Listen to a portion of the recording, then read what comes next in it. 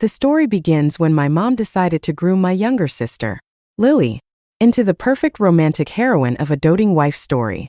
Every day, she forced Lily to drink milk and even take milk baths, all so that her burps and farts would smell like milk. Not stopping there, she made Lily wear crop tops to kindergarten, saying her little round tummy would surely catch the attention of some young CEO in the making. But when Lily came home, she was in tears, clinging to me and crying that her classmates thought she was gross. That night, I gathered countless real-life examples to persuade my mom to stop poisoning Lily with these bizarre notions of a doting wife narrative. My efforts seemed to work, and Mom stopped forcing Lily into this nonsense. Years later, when Lily was in high school, she developed a crush on a cool and aloof top student. After confessing her feelings and being rejected, Mom brought up the past again. "I told you, men love doting wives. If your sister hadn't stopped me from grooming you, your confession wouldn't have failed." This planted a seed of resentment in Lily. Eventually, she poisoned me to death. When I opened my eyes again, I found myself back on the very day my mom decided to start the Doting Wife project with Lily. "I've decided."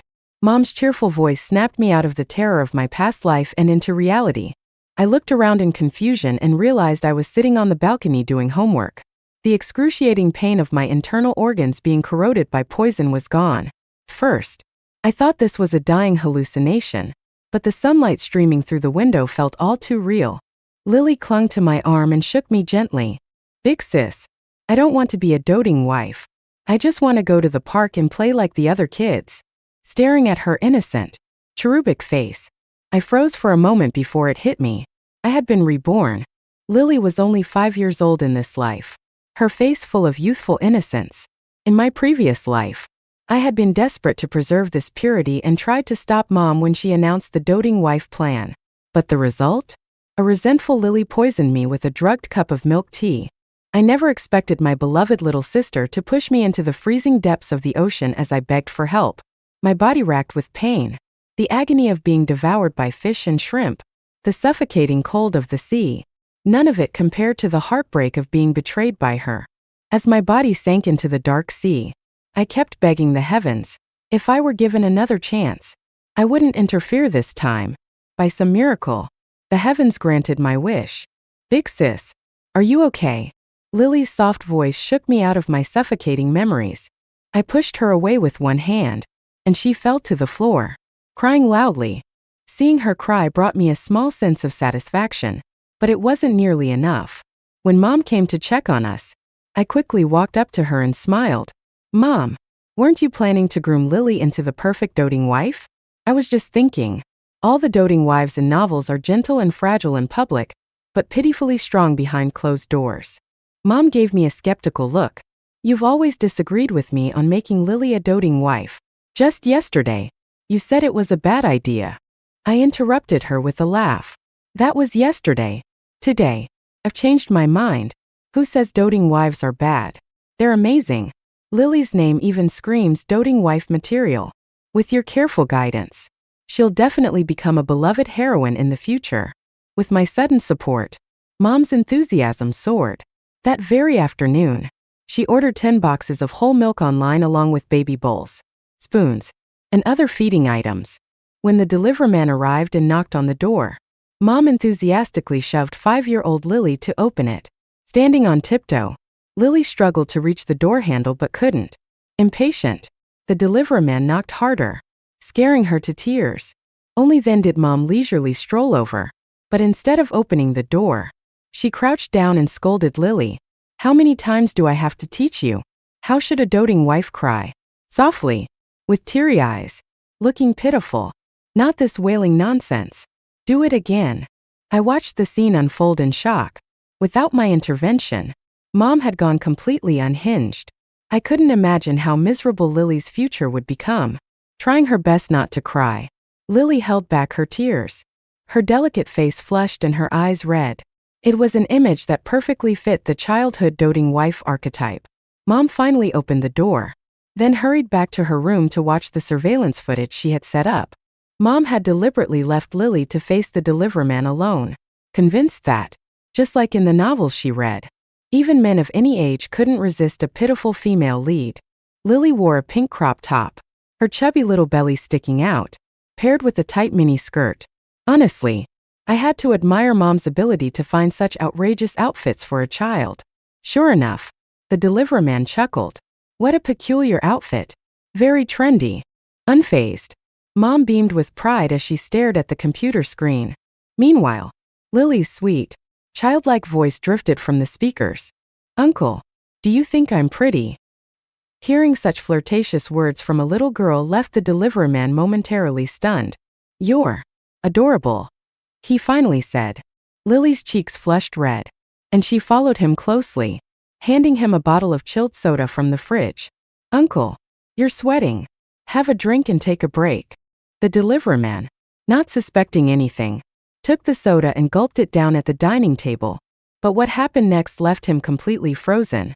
Lily climbed onto another chair and began wiping the sweat off his face with her shirt, speaking in a soft, coquettish tone. Uncle, you're sweating so much, Lily said sweetly. Let me wipe it for you. Watching as Lily's tiny hand reached toward the delivery man, Mom shook with excitement, nearly beside herself. It's happening. It's happening. This is it. The first physical contact between the rugged male lead and the delicate heroine. This nurturing style story is just too thrilling. But her anticipation was shattered in the next second. The delivery man, alarmed by Lily's overly mature behavior, leapt up from his chair as if launched by a spring. He stumbled backward, retreating all the way to the door. What the heck is this? He bellowed, glaring at Lily. You're barely as tall as my leg, and you're already trying to flirt with men? What kind of parenting is this? Before finishing the job of delivering the milk, he bolted, looking over his shoulder as if fearing Lily might chase after him. I nearly burst out laughing at the sight, but Mom was furious. Useless. I had a rugged male lead right here. And he ran off, determined to give Lily a dramatic backstory like every doting heroine should have. Mom decided on a punishment. She made Lily carry the remaining 8 boxes of milk into the house by herself. Tears silently streamed down Lily's face as she carried box after box. She didn't dare cry aloud. That wouldn't fit the image of a proper doting heroine. Every so often, she glanced at me with pleading eyes, hoping I'd step in and convince Mom to stop. But every time, I deliberately looked away, pretending not to notice. Finally, after I finished 2 pages of my test prep, Lily was done. Her small hands were red and raw from the effort. But Mom wasn't finished. She made Lily practice reciting the catchphrases of a classic doting wife. Big brother. I'm so sorry. I'm just a silly little girl who can't do anything right. Lily's voice was soft and sweet, with an adorable pout. Big brother. Today I'm your little wildcat. Meow. She blinked her big, round eyes playfully. Big brother. Look at me. I don't believe your eyes are empty. She puckered her pink lips and, with a hesitant little kick of her small, pale foot, tried to brush against the imaginary man's leg. The whole scene was so cringe-inducing I couldn't bear to watch. Afraid I'd lose control and interfere again, I escaped to my room and shut the door, focusing on my vocabulary drills instead. To make sure Lily fit the image of a doting wife even physically, Mom started giving her milk at every meal. Morning, noon, and night. She wasn't allowed to drink plain water. Only milk was permitted. At night, Mom made her take milk baths, convinced it would make her skin soft and fragrant. Doting wives in novels are all sweet and delicate, Mom declared. Their whole bodies smell like milk, even their burps and other things. She insisted milk baths would nourish Lily's skin, making it as smooth and supple as a baby's. Relatives tried to warn her, saying too much milk could be harmful, but Mom brushed them off. What do you know? Girls who grow up drinking milk have skin that's irresistibly smooth. Men love it. Just one touch, and they'll never forget the sensation. Eventually, the relatives gave up, thinking Mom was out of her mind. Even Lily's grandparents stopped visiting, considering Mom beyond saving. As for our dad, he didn't care about us at all. He had a new family, including a cherished son. His mistress was the quintessential doting wife, eating from baby bowls, speaking in baby talk. That's why Mom became so obsessed with turning Lily into a doting wife. She believed it was the only way for Lily to win a man's heart and avoid repeating her own failures. She once tried to mold me into a doting wife, but I inherited Dad's sturdy frame. I wasn't built for it, and Mom eventually gave up. In my previous life, I pitied Mom and tried to help her find her way back to normalcy. But after my death, my soul lingered, watching as Lily confessed everything to Mom. Mom silently destroyed the evidence of my murder and took Lily to a new city, using the life insurance payout to start over. My body wasn't even claimed. As the summer passed, Lily was sent to kindergarten. On the way, Mom repeatedly reminded her to establish her doting wife persona at school. Play with the boy from the wealthiest family, she instructed. Build a connection with the handsomest boy. Lily nodded obediently from her car seat, but I stayed tuned out, headphones blocking the world. At the kindergarten, Mom immediately began scouting potential male leads for Lily. Her eyes landed on a boy in a tiny suit. Everything about him, from his posture to his demeanor, exuded affluence. Clearly, his family was rich enough to meet Mom's CEO standards. But there was a problem. The boy seemed to have a terrible temper. From the car to the school entrance, he snapped at the servants around him, even hitting them. I couldn't help but comment, "Mom, this boy seems pretty temperamental. Are you sure he won't hurt Lily? Do you really think he's a good target for her to charm?" Mom has always been someone who can't resist a challenge. The more people tell her something won't work, the more determined she is to prove them wrong. As soon as I mentioned the boy's temper, she scolded me harshly. "What do you know? A child with a temper shows personality, and that's not a bad temper. It's just an adorable kind of fierceness. A perfect trait for a young CEO in the making. Besides, a bad temper means he has a story. That boy is obviously destined to be a male lead, and my Lily will be his salvation. Over time, their interactions will soften him, and Lily's actions will gradually smooth out his rough edges." With that, she pushed Lily out of the car. Before Lily left, Mom leaned in and whispered something in her ear.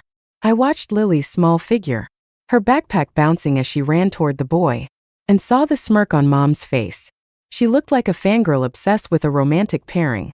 Curious about what Mom had told Lily, I didn't have to wait long to find out. Soon enough, I heard Lily's exaggerated, babyish voice in the distance. "Oh no, I'm so clumsy. I accidentally tripped. Big brother, can you help me up?" Lily performed a perfectly rehearsed fall, showcasing the tearful crying technique Mom had made her practice countless times at home. Her wide, innocent eyes stared up at the boy with a pitiful expression. Mom's imagination went into overdrive. In her mind, the scene had transformed into the quintessential romantic encounter, the clumsy beauty falling in front of the male lead, whose heart would instantly be captured as he helped her up. From that moment, their fates would be intertwined. But just as I was marveling at the extent of Mom's delusions, a burst of laughter came from the boy. "Are you an idiot? How do you even trip on flat ground?" he said, pointing at Lily sprawled on the ground, mocking her without restraint. "You really are stupid." Turning to the servant behind him, he complained, "Mom said stupidity is contagious. I want to transfer to another school. Right now, I'm not staying in the same kindergarten as someone like her." Mom froze at his reaction but quickly recovered, smiling brightly. "Oh, so it's not love at first sight. It's the classic enemies to lovers trope. This brat can deny it now, but he'll regret it when Lily starts making other friends at school." Lily's face turned bright red from embarrassment. That moment, my aunt arrived with my cousin, Eric. Seeing Lily on the ground, Eric immediately ran over to help her up. Having overheard the boy's mocking words, Eric stood up for Lily and shoved the boy. "How can you talk to a girl like that?" Eric demanded. "My mom says girls are supposed to be protected. You owe Lily an apology." The boy wasn't one to back down. He pushed Eric back and retorted angrily, "She admitted she's clumsy. It's not my fault she tripped. If she's stupid, why can't I say so? It's the truth. Stupid, stupid, stupid." The situation escalated quickly, and the adults and teachers rushed over to break up the fight. Mom, however, looked annoyed at the interference. These people just don't understand romance. Can't they see the love triangle forming here? This kind of chaos is what makes stories exciting. Lily, meanwhile, hid behind Eric, tugging at his shirt timidly. "Big brother, Don't fight with others because of me. It's all my fault for being clumsy. The boy, catching Lily's words, pointed at her and declared loudly, "See? She admitted it. She's clumsy and loves to cry. Mom says kids like her are the most annoying."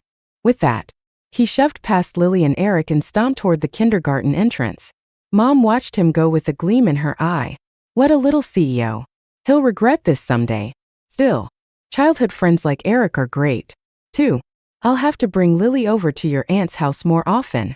That afternoon, however, Lily came to me in tears. "Big sis, Eric doesn't like me anymore." When I asked why, she wouldn't answer, just giving me a look that said, "Figure it out yourself." I recognize this as another one of Mom's lessons. Doting heroines never speak plainly. They make others guess. But I wasn't playing along.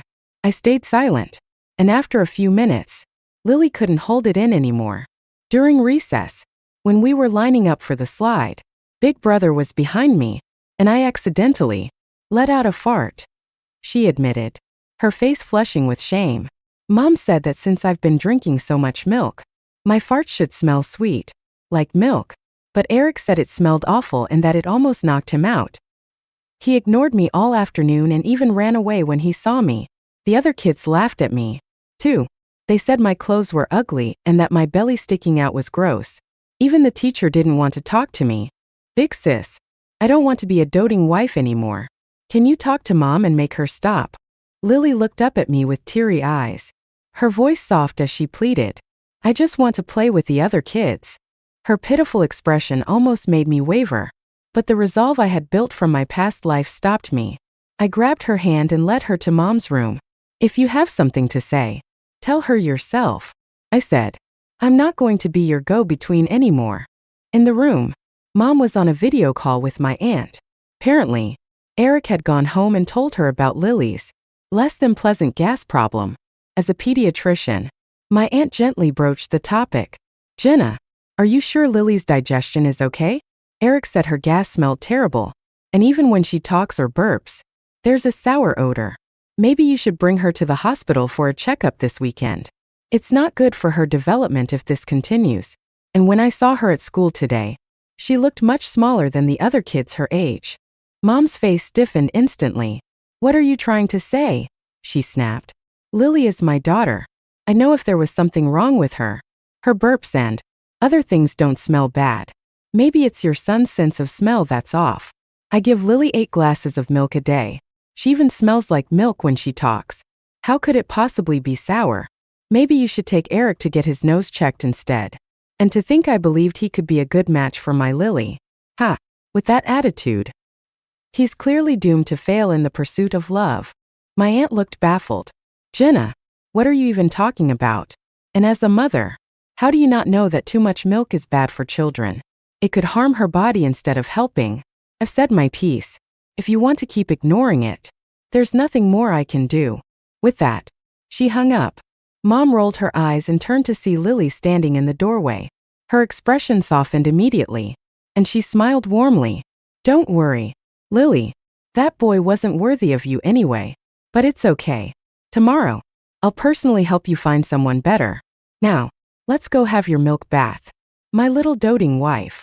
Lily didn't dare repeat what she had told me earlier. She followed Mom to the bathroom like a puppet, and I turned away from her pleading look, reminding myself over and over not to interfere. The next day, as Mom dropped Lily off at kindergarten, one of the teachers stopped her. "Lily's mom," she began politely. "I understand that parents want their children to look fashionable, but it's important for kids to maintain their innocence. Lily's outfits are a bit too mature." Mom interrupted, her tone sharp. "Innocence? Lily doesn't need innocence. She needs to learn how to capture a man's heart. Aren't we all about freedom of expression these days? Why can't kids dress fashionably? Are you discriminating against my Lily?" The teacher was left speechless.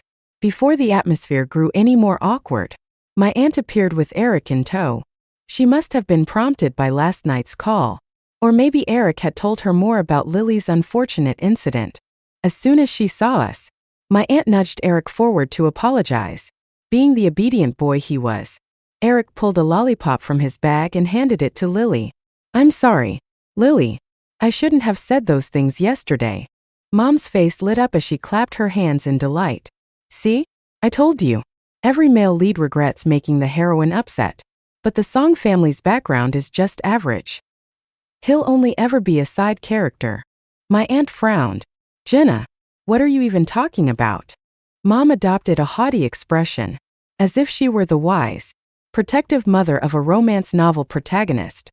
Don't think a single lollipop can make up for it. Lily might be a doting wife, but she has her pride. Your son has a long road ahead if he wants to win her forgiveness. My aunt's frown deepened. Jenna, these are just kids. Why are you twisting their friendship into something so bizarre?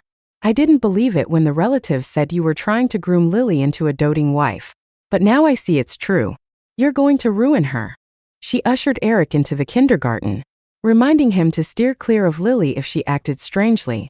And tell me if anything odd happens, she added. Mom scoffed as they walked away. With a mother like that, he's bound to fail in any love story. Eric stopped playing with Lily after that.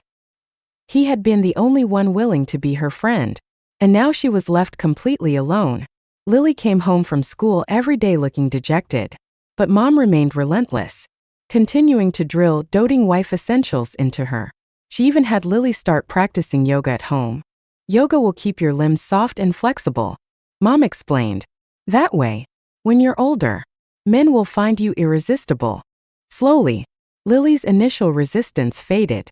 By the end, she became numb, convinced that her only purpose in life was to become a doting wife. She drank her milk, soaked in her milk baths, practiced yoga, and carried her baby utensils in her school bag instead of books. Mom, pleased with how everything was progressing, even started giving me extra pocket money. I bought myself a stack of practice exams. In my previous life, I had failed my high school entrance exams because I was too distracted managing Lily's life. I didn't make it into a top-tier high school. The public high school I ended up in was more lenient and didn't require students to live on campus, which meant I came home every day and spent my energy supervising Lily's studies. For 3 years, nearly all my time outside school was devoted to her. And in the end, I didn't even get into my dream college. This time, I was determined to get into a prestigious high school, far away from this suffocating household, and carve out a life for myself. I wanted to see how far I could go without the chains of Lily and Mom holding me back. Time passed quickly. Lily started high school, and I successfully got into my dream university. I worked part-time jobs to save money, planning for the day I could finally cut ties with this family. Without my intervention in this life, Lily was no longer the model student she had been in my previous life, nor did she meet the aloof academic star she had fallen for back then. At 15 years old, under Mom's meticulous grooming, Lily had fully embraced her role as the protagonist of a doting wife story. She didn't even know how to dress herself anymore. Mom insisted that the future life of a doting wife involved having everything handed to her on a silver platter, from clothes to meals. A doting wife wasn't supposed to lift a finger, only to be beautiful and charming. On her first day of school, Lily was brought to tears by her classmates. A boy, seeing her timid demeanor, decided to bully her by swapping her pristine English textbook with his own damaged one. He threw his torn book onto her desk and snatched hers. But Lily, who had internalized countless doting wife novels, saw this as a classic trope. She believed the boy was using this scheme to get her attention, dutifully following what she thought was the plotline. Lily decided to act as the innocent yet resilient heroine. She walked over to his desk, holding the damaged textbook, and stood there with teary eyes, looking as if she had suffered a great injustice. The boy glanced at her, puzzled. "What do you want?" Lily's soft voice trembled as she said, "Can I have my book back? Please." The boy smirked. "No, I like yours better." Lily's cheeks flushed, mistaking his response for a hidden confession.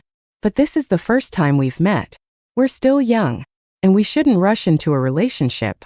"But," she hesitated, then shyly continued, "I'll give you a chance to pursue me," holding up 3 fingers. She added, 3 years. If you still feel the same after graduation, then we can be together." Her words left the boy utterly dumbfounded.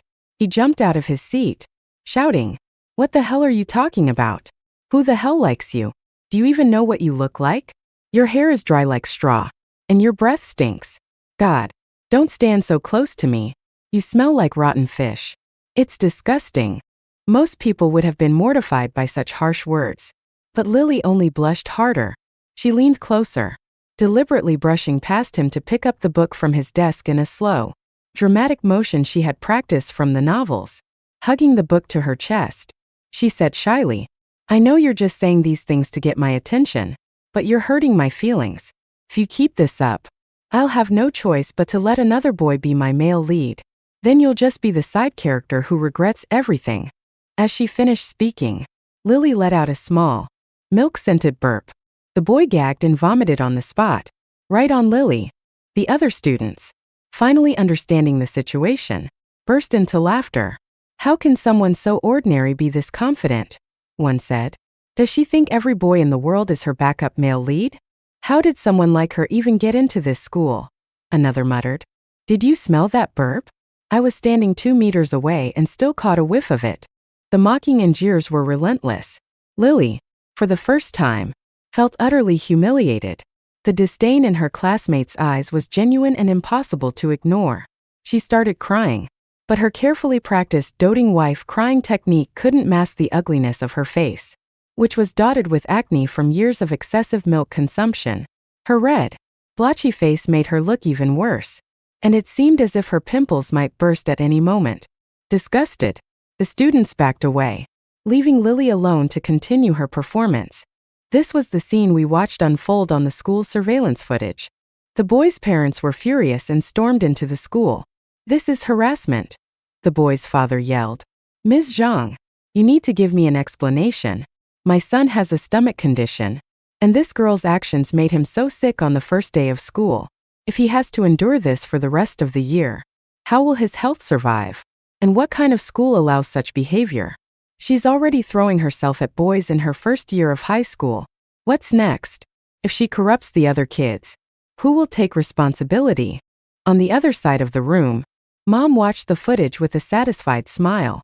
This was a textbook scene straight out of a high school romance novel, at least according to Mom. She watched the surveillance footage, her face glowing with delight. The sweet, innocent puppy dog male lead uses petty tricks to attract the heroine's attention.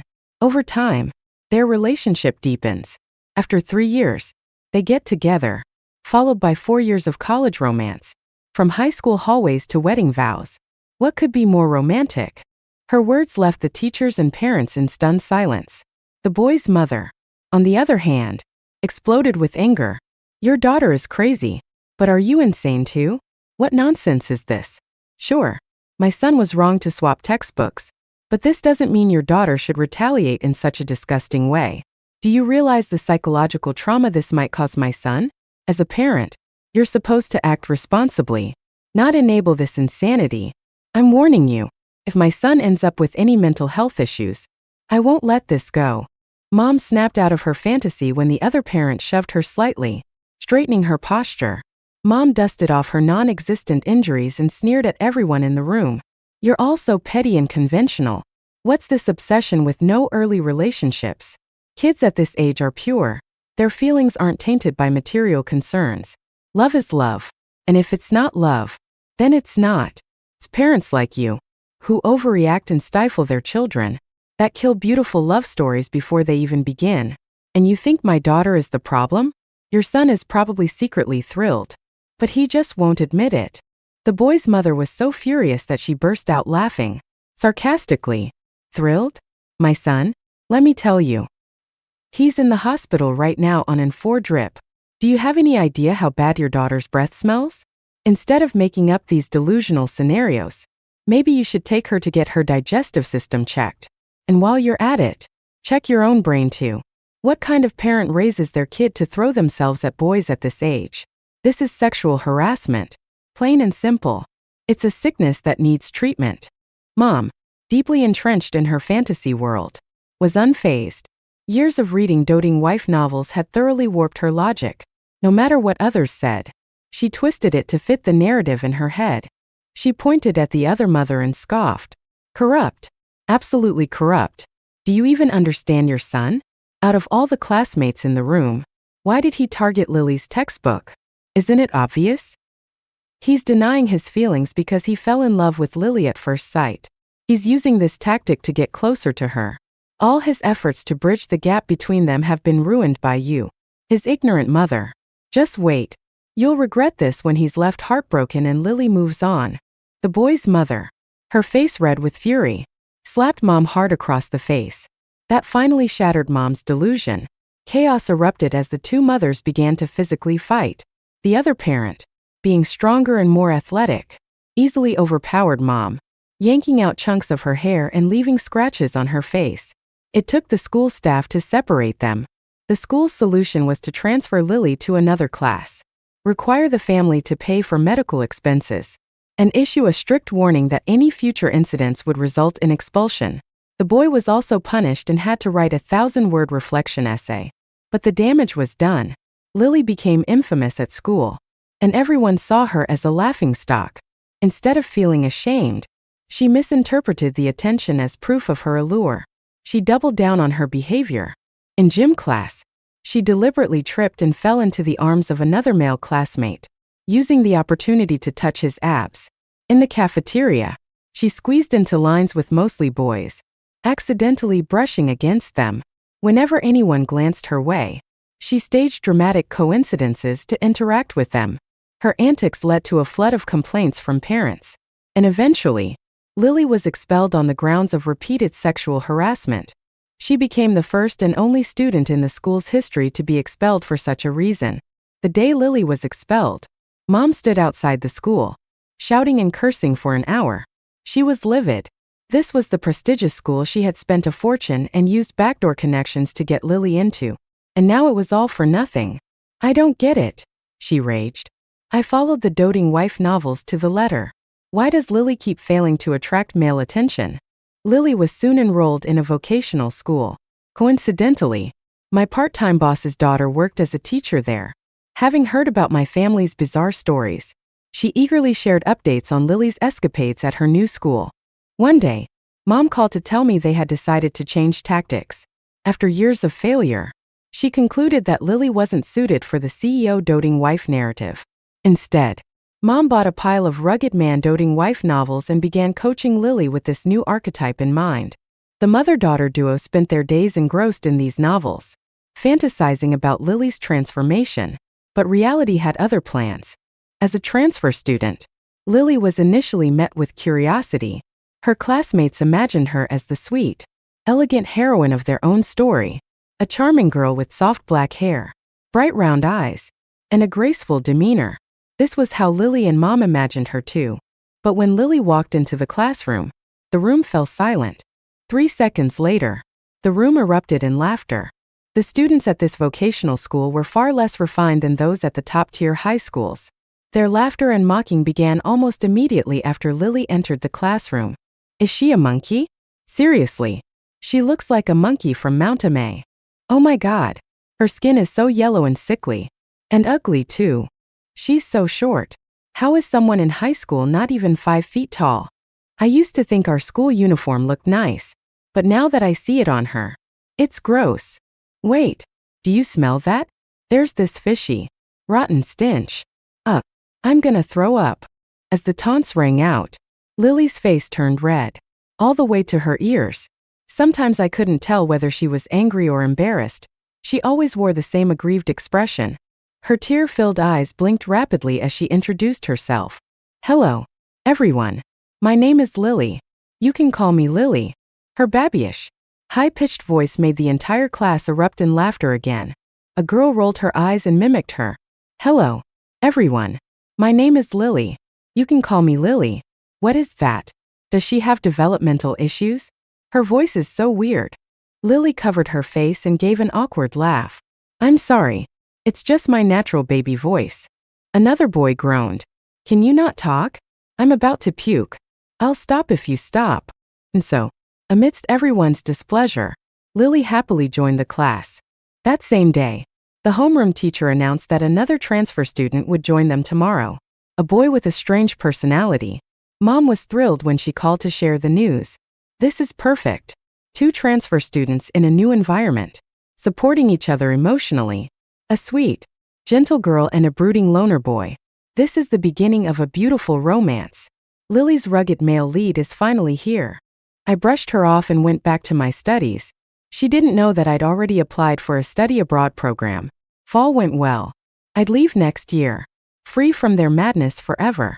The new boy, Jackson, arrived the next day. He had bleached blonde hair and good looks, but his violent temper made him notorious. Word quickly spread that he had been expelled from his previous school after sending another boy to the hospital during a love triangle gone wrong. His wealthy family had smoothed things over with money before transferring him here. I could already imagine how Mom would spin this. In her mind, this was a redemption story about a rebellious bad boy and a sweet, innocent girl. She would see the contrast as irresistibly romantic. But this wasn't a novel. In real life, boys like Jackson were dangerous. His violent tendencies and entitled upbringing made him reckless, with no regard for consequences. I could only imagine how much Lily would suffer trying to win him over. As it happened, Jackson was assigned to sit next to Lily. Knowing this, Lily had prepared extensively for his arrival. She wore a pink dress and tied her hair into 2 ponytails, trying to look sweet and innocent. On his desk, she placed a bottle of warmed milk and 2 freshly steamed buns. Believing the trope that such boys never eat breakfast and develop stomach problems until the heroine lovingly cures them, she waited eagerly, imagining their story unfolding just like in her novels. But Jackson didn't show up for morning class or lunch. It wasn't until the evening study session that he finally arrived. On her way back from dinner, Lily saw that the breakfast she had prepared had been tossed into the trash. Standing by the back door, she spotted the blonde-haired boy sitting at her desk. With teary eyes, she approached him and, in her most pitiful voice, asked, "Jackson, why did you throw away the breakfast I made for you? I know your family is rich, but you shouldn't look down on poor students like me. That's just too much." This time, Lily was playing the impoverished doting wife role. Jackson froze, confused by her behavior. When he finally looked up and saw her face, he blurted out, "What the hell? What is this thing?" He glanced at Lily, then at the trash can, and seemed to piece it together. His first words were harsh. "Who the hell put that garbage on my desk?" "Oh, it was you, wasn't it? Listen, whatever that was, my family's maids eat better food than that. Don't ever leave your trash near me again. If I see you trying this crap again, I'll beat you up. Now get lost." Lily stood there, stunned. As tears rolled down her cheeks, she stomped her foot and, with a trembling voice, shouted, "Jackson, you're so mean." Lily yelled before dashing out of the classroom, tears streaming down her face. She expected Jackson to chase after her, like the male lead in a romance novel. But instead, she ran straight into the dean on his nightly patrol. "Lily, what are you doing running around during evening self-study? And why aren't you in uniform? Just because this is a vocational school doesn't mean there aren't rules. Go back to class and write a 1.000 word reflection. Tomorrow, you'll read it aloud during the flag-raising ceremony. This is unacceptable." When Lily returned to the classroom, she saw that Jackson had already swapped seats with another student.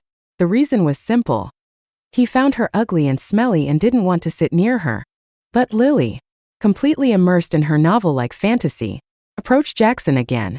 He was playing a game on his phone, but Lily snatched it out of his hands and stood with her hands on her hips, striking what she thought was an adorably stern pose. "Jackson, it's class time. You shouldn't be playing games. How could you disrespect your parents' hard work like this?" Jackson lost it. He grabbed the nearest textbook and threw it at Lily's face. "What the hell is wrong with you? I switched seats, and you're still haunting me? Whether I play games or not is none of your damn business. And you're the one wandering around instead of focusing on class. Listen, Lily, if you stick your nose in my business one more time, I swear I'll kill you." Lily sniffled, her voice trembling as she replied, "I was only walking around to keep an eye on you. I just care too much. Okay, fine. I won't bother you anymore." Jackson sneered, grabbing his phone.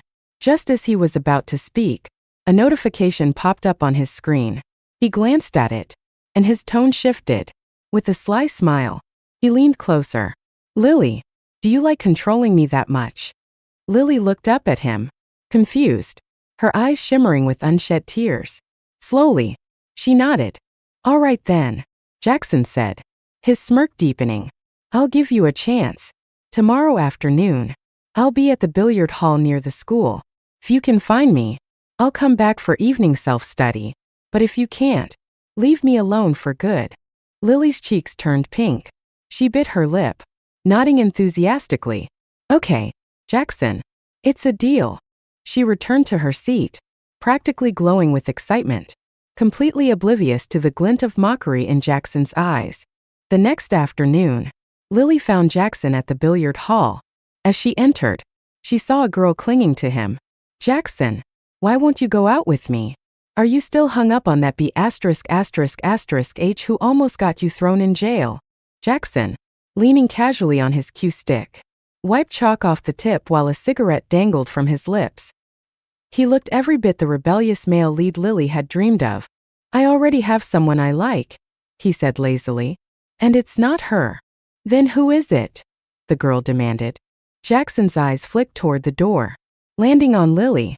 With a smirk, he pointed his cue stick at her. My new desk mate. The girl and her friends turned to look at Lily, and then burst into laughter. Jackson, if you don't like me, fine, but you don't have to insult me by choosing that. Are you saying I'm worse than her?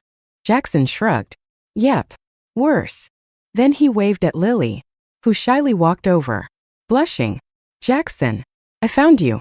Let's go back to class for evening study. The scene, with Lily's doe-eyed gaze and Jackson's casual arm slung over her shoulder as they left the hall, was burned into the girl's furious mind. Later that night, Lily excitedly texted Mom to share her progress.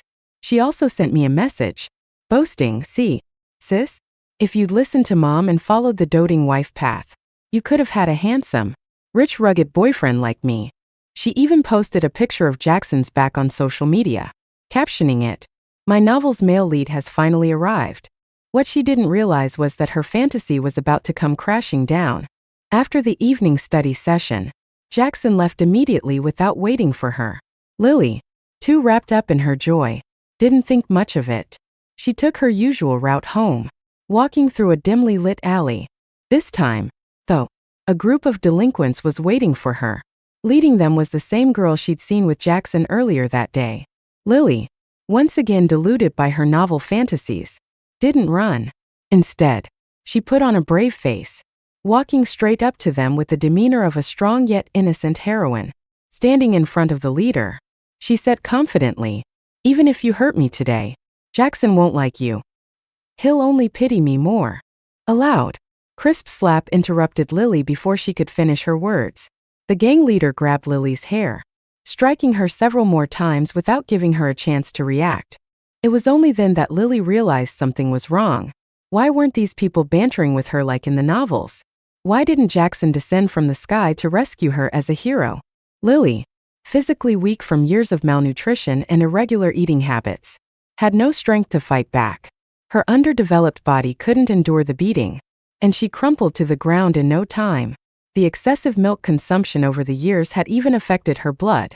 What she coughed up wasn't red but milky and foul-smelling. Disgusted, the gang leader and her crew wiped their hands on their clothes, looking at Lily's limp body with disdain. Satisfied, the leader smirked and pulled out her phone, dialing a number and putting it on speaker. On the other end, Jackson's voice came through. How's it going? Don't kill her. Just teach her a lesson. She's been making me sick these past couple of days. Don't worry, Jackson.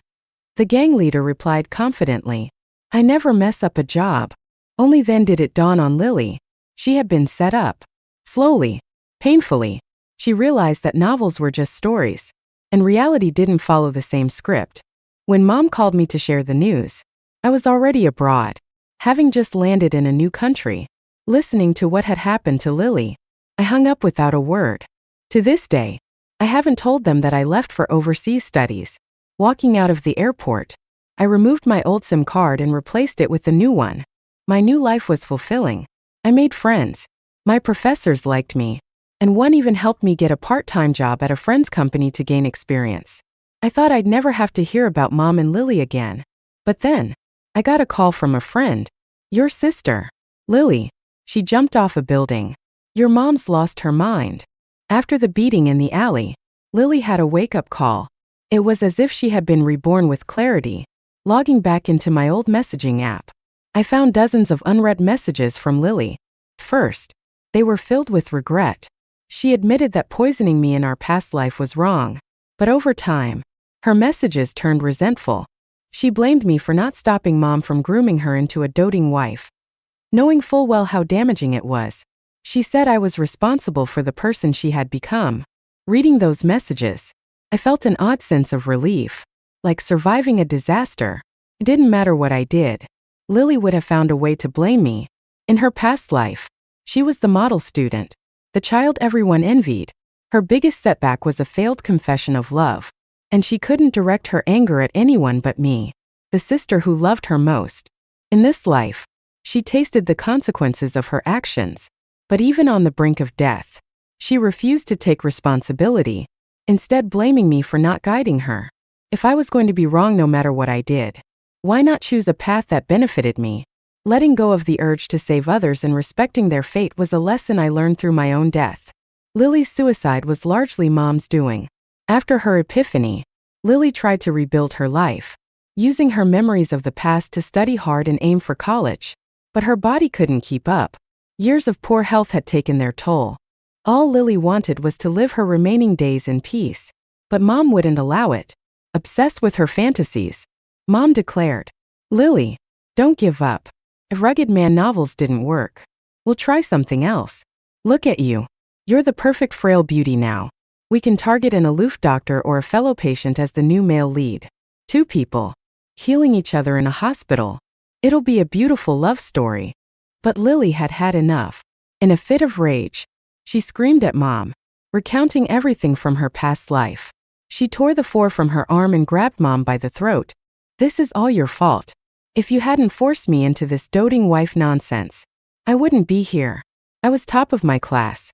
I could have gone to the best university, had the brightest future. It's all your fault. Why don't you just die? Die." Mom passed out from the attack. When she regained consciousness, Lily had already jumped from the hospital rooftop. The news of Lily's suicide sent Mom into a spiral. She wandered the streets aimlessly, a hollow shell of the person she used to be. The doting wife dream she had nurtured for over a decade had shattered. The media picked up on Lily's story, and soon the police got involved. The gang members who attacked Lily were arrested. And Jackson, the mastermind, wasn't spared either. The case garnered so much attention that even Jackson's wealthy family couldn't shield him from the law. After hearing all this from my friend, I stayed silent and hung up the phone. Standing under a maple tree, I watched the dry leaves lift with the breeze before gently falling to the ground. The grudges and regrets of my past life settled with them, returning to the earth. Someday, those fallen leaves will nourish new growth. Even the dead trees will bloom again in spring.